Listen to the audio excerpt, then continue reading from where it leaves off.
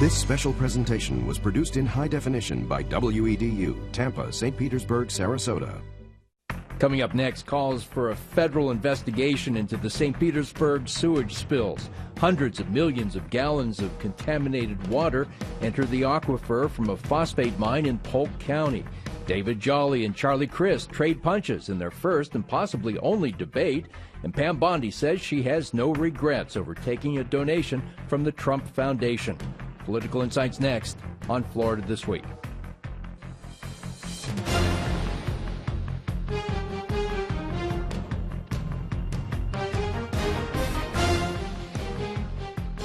From the WEDU studios, this is Florida This Week.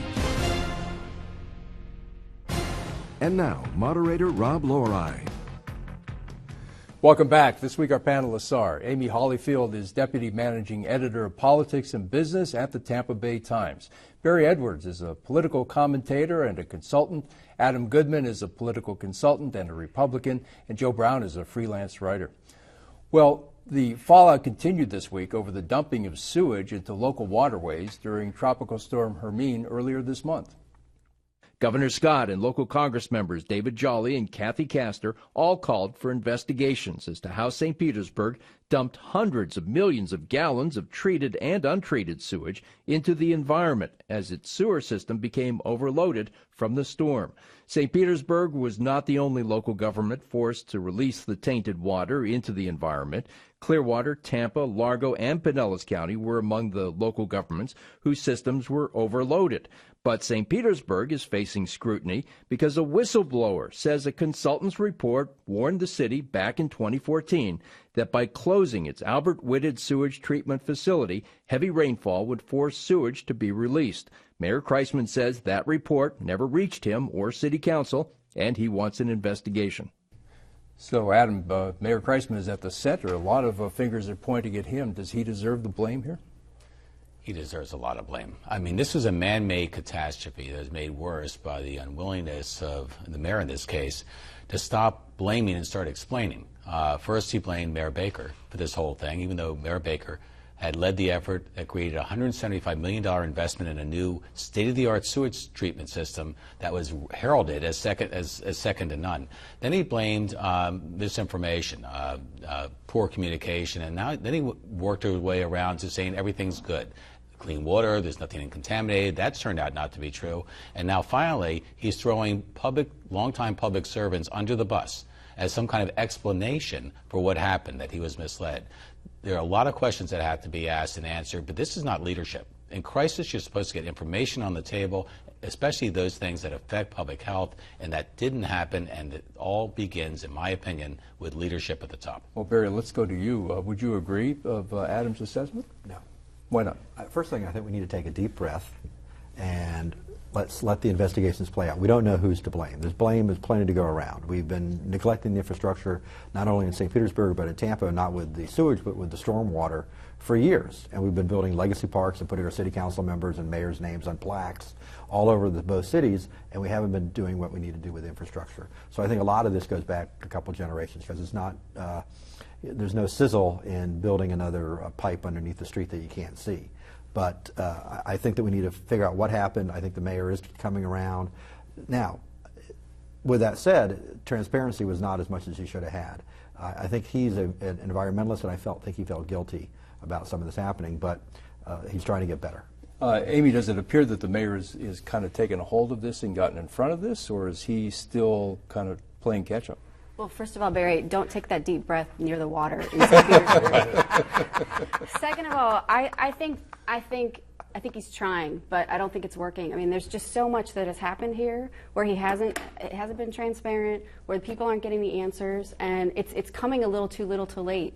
And people are hearing we can't fix this for 2 years, and there's just a lot of frustration over what's happening, and I think the mayor is definitely at the center of it. All right, so and when that word transparency came up, Joe, I saw your eyes roll over there. And yeah, we're all old enough to remember the Watergate hearings, I think, most of us here. But so I would, paraphrase and to piggyback on that, what did the mayor know and when did he know it?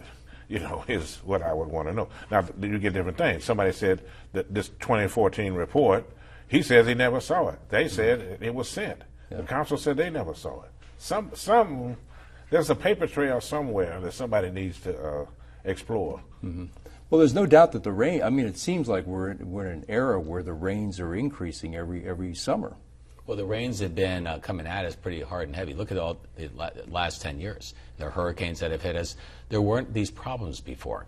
But we knew this is not a small thing, sewage treatment. It's a big deal. It's a big part of the budget. It's not something the mayor kind of gets briefed on once in a while. This is a major part of what city government does there, and they blew it. And they blew it despite advice that had come at them for years, that when they closed down the Albert Whitted plant, they had to make sure that the new plants could take the new capacity on without damage. They did not do that. They rushed to close down Albert Whitted. Now they're going to try to rush, 2 years maybe, to try to put that plant back into play. It is absolutely horrid leadership, and we deserve the truth. And more importantly, we deserve to get this fixed. We need to get this fixed as soon as possible. One thing in defense of the mayor is there's seepage into the pipes, which is from the stormwater from the sewer system, which overwhelms the system.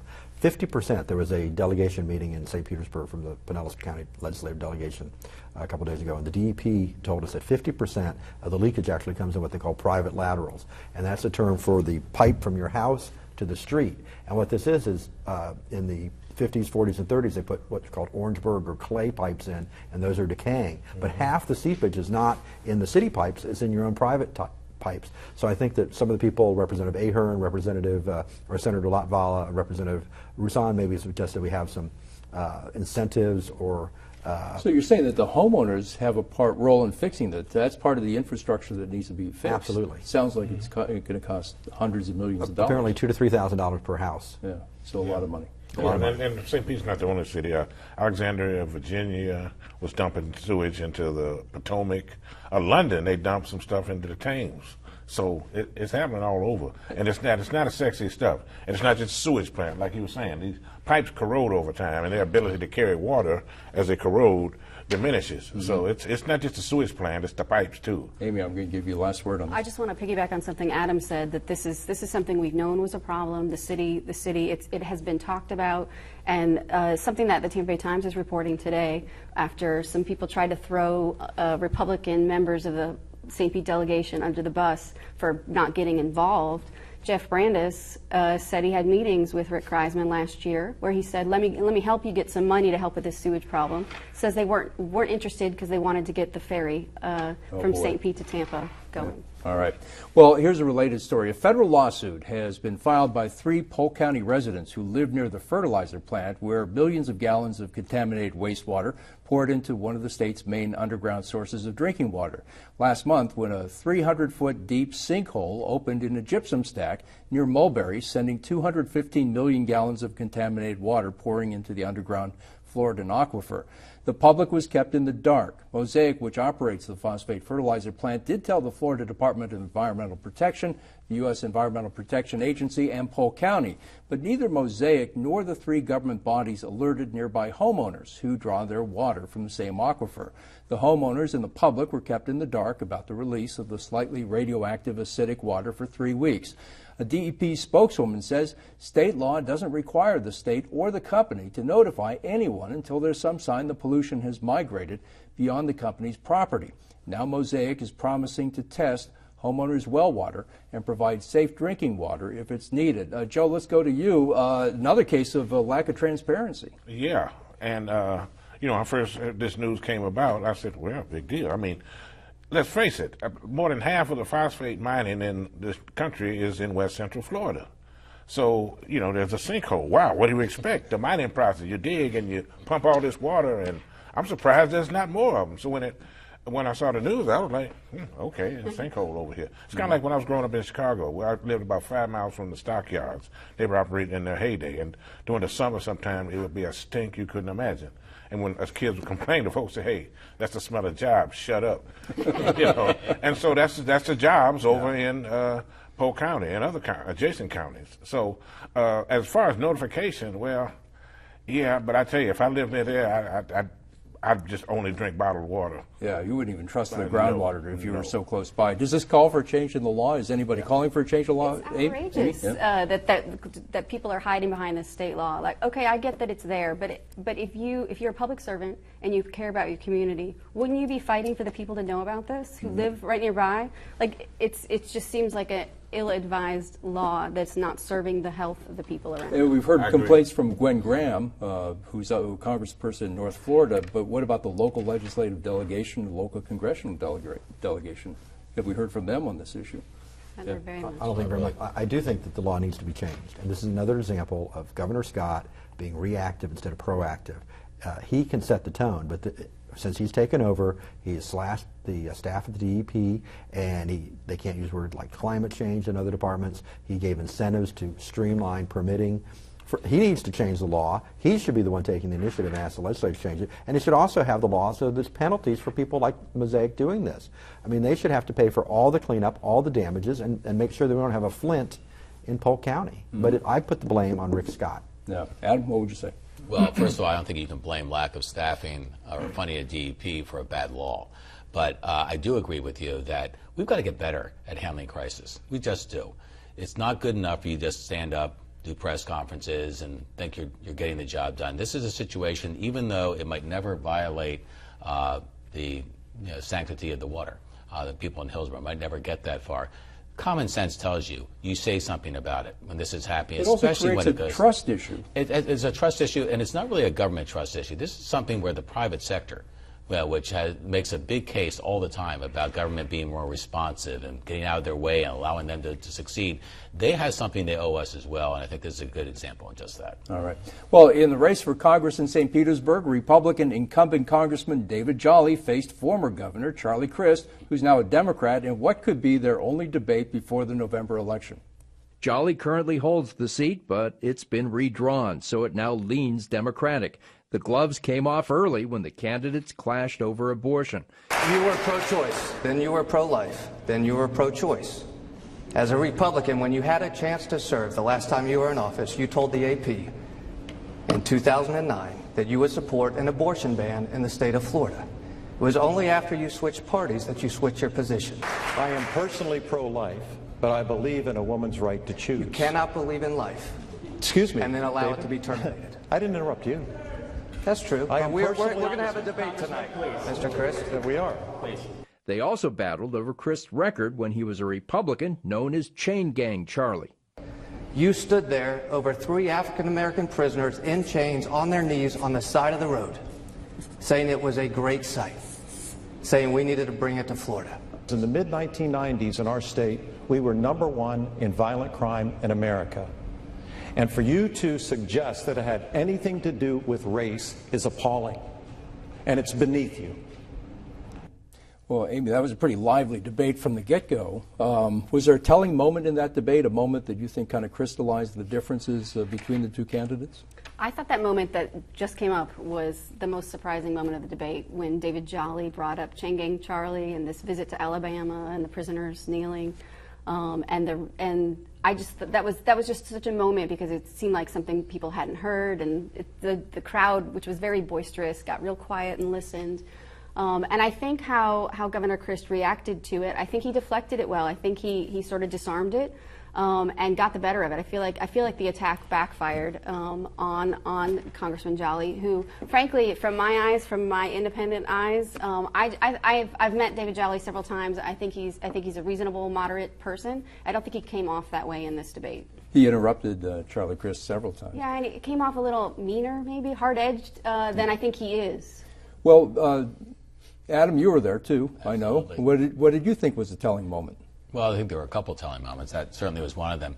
I'd only add to what Amy said, with something that wasn't seen that night, the picture. The picture of Charlie Crist doing interviews before television cameras with 3 white officers from the prison with shotguns, presiding over 3 African Americans kneeling in chains before a ditch, was horrifying, and he bragged about it. So I'm sorry, I disagree with Amy that it is an issue. But the surprise moment of the debate, beyond that, was when Charlie Crist, in trying to show how much he loved Secretary Clinton, alluded to her experience and her strength, and then said, and her honesty. And this debate audience, which was very equally split, Republican, Democrat, Charlie and David, went nuts. They booed together that statement. That was shocking, and maybe has some harbingers to provide for the presidential contest to come. Not a good sign for Hillary Clinton. Not a good sign at all. All right, so Barry, what would you say about the telling moment in that debate? Well, I think it was the overall theme was I thought Congressman Jolly, who's normally very even keel, was a little overly aggressive, and I think that probably did not serve him well with people that weren't familiar with him. Because, you know, look at his poll numbers, he's got a 5-to-1 favorable rating. I think a lot of people are going to go in the unfavorable now when they're first introduced to him. I think for the telling moment for me for Governor Crist is right after that exchange, he was asked if he had any regrets in public policy. And he said no. That would have been the perfect opportunity for him to say, I regretted the chain gang. And he said, I evolved and I took that. But instead he gave a Republican answer, which was kind of offensive to people like me that are voting for him. If he's going to be a Democrat, he needs to be a Democrat and say that what he did then was wrong. Mm-hmm. Well, and this goes to the point that in order to win this election, Charlie Crist is going to have to get a significant portion of the African-American community to come out and vote for him if he intends to win. And he needs to be a Democrat and be sensitive to those issues that there's, at least whether they're right or not, in the minority community, the black community, Hispanic community, they think that the police are overly aggressive. And him talking about high crime rates is a Republican talking point, not a Democratic point. Charlie, get your talking points straight and remember you're a Democrat and you're a win. When Charlie said at that debate, though, that he's concerned equally about people who are the victims of crime and also about restoring justice of people who've served their sentence. And he said, I mean, he didn't apologize, but he kind of indicated that he had a change of heart on the issue of crime. I think Governor Crist has a long record of caring about issues. You know, to attack him on issues of race doesn't seem fair, given the accomplishments he had as governor and the things he's been working for. That just didn't seem like the appropriate attack point from Congressman Joe, could I ask you to bottom line this? You know, on the issue of whether or not Charlie Crist has credibility on the issue of changing his mind from being Chain Gang Charlie 15 years ago or so to who he is today. He sped through policy to restore voting rights to ex-felons. You know, that to me is enough right there. Mm-hmm. You know, if he was Chain Gang Charlie, no, you ain't voting. But he definitely was very, very liberal. And that's where he should. His strength was on election night that could have affected the presidency. He extended voting hours. That's where Governor Crist. That's what you should be talking about. Talk about your strengths, where you kept the polls open even at your own party's peril. Is this the last debate? Will there be another debate? They're actually talking about a debate before the NAACP. David has offered dates to Mr. Crist, and we're waiting to hear back right now. All right, and we should say that you work. For a proper disclaimer, I really like David Jolly, and we work together. All right. Well, after keeping a low profile, Attorney General Pam Bondi this week defended her decision to ask for and keep a $25,000 donation from Donald Trump. One of her election funds received the donation. At the same time, questions were being raised about Trump University. She says that she has no regrets about the decision to accept the money from Trump, and again repeated that her office did nothing improper. I would never, ever trade any campaign donation. That's absurd. 1 month. For some type of favor to anyone. Bondi's office had received one complaint about Trump's real estate school. Her predecessor, who's also a Republican, had received 23 complaints. Bondi personally asked Trump for money and got a $25,000 check for her political organization 3 years ago. All right. So, Barry, did that put the issue to rest, that press conference this week in Tallahassee? No. Why not? Well, first of all, the story on the sewage, the story on Mosaic, and this story all have one common theme: transparency and optics. The optics are horrible. She should have had the press conference 3 months ago.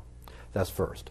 Two is it's not whether she broke the law, it's whether Trump broke the law. And we just found out last week in Texas that a assistant prosecutor there tried to prosecute and was ready indictments, and the current governor, then Attorney General of Texas, blocked it. So there's a pattern of this all over the country. I think what she needs to do to settle it once and for all is ask Governor Scott to appoint a special prosecutor of one of the independent, preferably a Democratic state attorney, to investigate not whether she broke the law, but whether Trump University broke the law. That's the only way we're going to settle it. Mm-hmm. Amy, what would you say are the unanswered questions, if there are unanswered questions, in this whole dispute about whether or not she essentially took a donation to look the other way when it came to Trump University?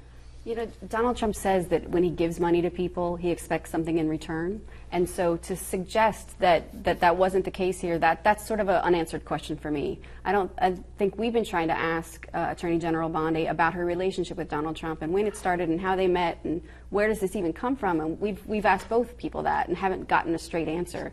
So there's just I thought she defended herself the other day, and you know, there's certainly been a lot of reporting that has showed, you know, it's not a straight line like some people are trying to make it look like, but it's still, as Barry was saying, the optics here are not good, and there just needs to be better explanation. One other question, in terms of the complaints, I said in that setup piece, one complaint when she was Attorney General. I think she got one after, shortly after that, and then about 23 when Bill McCollum was Attorney General. Is that right?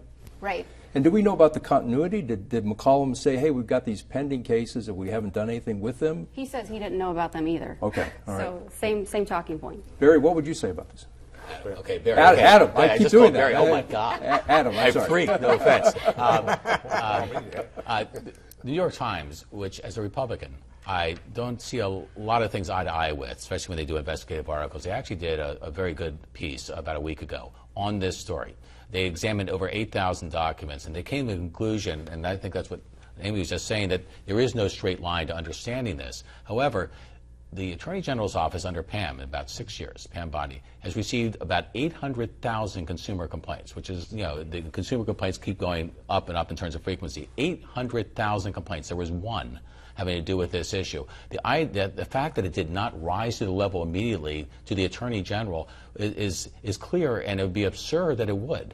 I know Pam Bondi. She is one of the most honest, straightforward. I would not do anything that I would ever consider wrong or untoward in my life. She couldn't live with herself if she did that.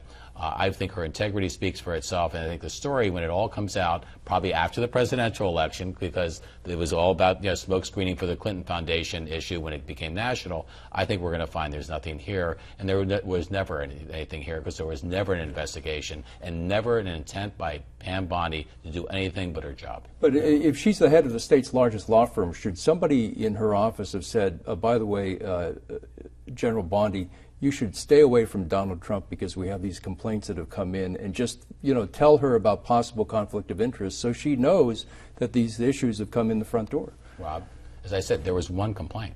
I mean, if one complaint, hold on a minute, Barry. This is the real Barry.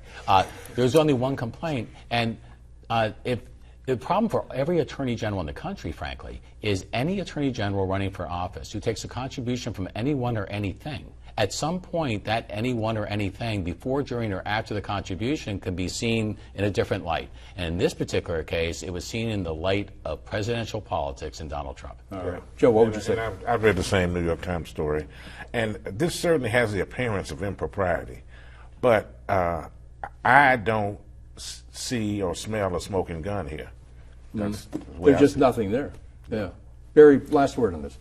I like Pam. She's been a friend of mine, but it's the appearance and the optics, and people deserve more. And when it was brought to her attention is when she should have had an independent investigation. I agree that she probably didn't know about it before, but she does know about it now, and it would go away if she had somebody investigate whether there was any impropriety there. And then the story would be, why won't she appoint a special prosecutor? Does anybody know what motivated the Trump to give this? Was it just simply Pam Bondi requesting the donation? Was that the motivation? I'm sorry to interrupt, Amy. Donald Trump has given contributions to a lot of people in Florida, Democrats and Republicans. Even the suggestion about the Mar-a-Lago part of the story, a lot of Democrats have had fundraisers at Mar-a-Lago as well as Republicans. He was an equal opportunity supporter of democracy, and I think that's going to be the end of the line. All right, well, one last thing. Let me ask you all, did you see this on the Emmys the other night? There's plenty of room up front. Oh, thank you. You're a lifesaver. Thank you. Hey, you're driving? Yeah, I'm in between jobs right now. You know you can make $12 an hour driving for Uber? I did not know that, but that's great. I have to get downtown to the Emmys. Are you nominated? I am, yeah. Wow. What's that like? It's nice. It's nice. You think you can win? Well, there's a lot of competition, and probably not. Well, here's what I know. If you run a positive campaign, the voters ultimately will make the right choice. You know, it's funny you say that. My psychic... Jimmy, that was a joke. Get out of the car. And shave that wig off your face, you godless Hollywood hippie. Jeb exclamation point. So who knew that Jeb Bush could do comedy? Huh? I mean, pretty funny stuff. The bumper sticker at the end, it's the 2016 Jeb bumper sticker scratched out saying 2020. Is this Richard Nixon on Laugh-In in 1968? Is that what this was? Where, you know, or what do you think? I think that if he had exhibited that self-deprecation during the campaign, he'd be the Republican nominee and probably the president. So it's a shame that he took this long to find himself. What do you think, Adam, as a TV guy? We needed comic relief in this campaign. We just got it. And this came from a person who I think was one of the greatest governors the state's ever seen. Yeah. Amy, is this the sign that Jeb thinks that he's got a chance at 4 years? I think it was a way to get back into the national conversation in a funny way that people would never expected to see him. Well, that was great. Joe? Yeah, I agree. You know, I take it from one who knows. You'll do just about any job in between jobs.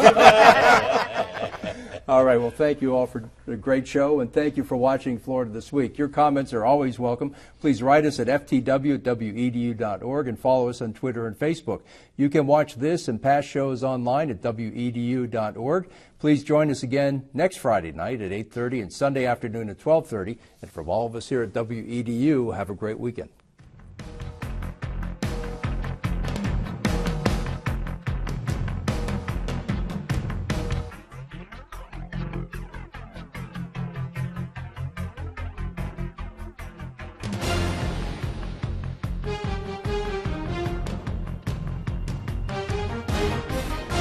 Florida This Week is a production of WEDU, who is solely responsible for its content.